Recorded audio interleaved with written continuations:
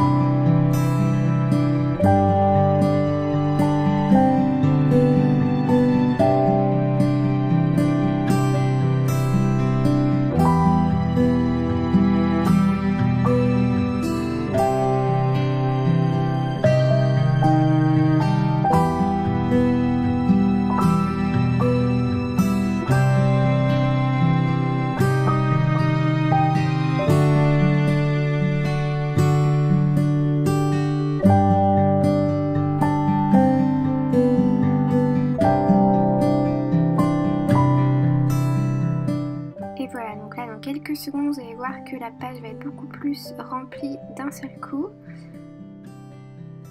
Voilà.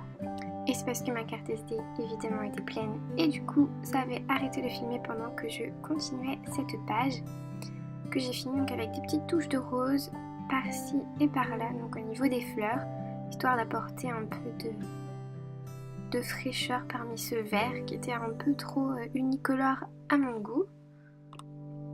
Donc on passe ensuite à la page du mois où on a une vue globale donc, du mois, et cette fois-ci j'ai décidé de la faire non pas sous la forme d'une page en horizontale comme je l'ai fait les mois précédents, mais de reprendre un thème donc, de boîte entre guillemets. Vous allez voir ça dans quelques instants. Et donc à gauche j'ai fait une petite section pour le récapitulatif du mois, pour les objectifs du mois, les choses importantes comme les anniversaires, etc. Et une petite partie budget. Au lieu de prendre toute une page pour ces petites catégories, j'ai décidé de tout regrouper comme ça sur le côté parce qu'au final je pense que ça me suffira comme espace. Donc j'ai commencé la création des boîtes et donc j'ai pas utilisé mon feutre noir pour faire des traits fins pour séparer donc les jours, mais plutôt mes feutres Crayola. Et vous allez voir d'ailleurs j'ai fait une erreur à la séparation de certains jours la première semaine. Voilà l'erreur. Donc j'ai tout simplement fait un trait en plein milieu du mardi alors qu'il n'est pas censé être là. Et donc j'ai décidé de corriger cette erreur grâce à une souris Blanco. Ça marche plutôt bien, vous allez voir. C'est sûr que de près on voit qu'il y a quelque chose qui a été mis un petit peu en guise de cache-misère, mais bon, ça marche plutôt bien. Donc si jamais vous faites ce genre d'erreur, n'hésitez pas à sortir votre souris Blanco histoire de masquer tout ça, parce que je sais que des fois, faire qu'une petite erreur, ça change complètement le look de notre bullet journal et c'est pas forcément quelque chose dont on est très fier en général.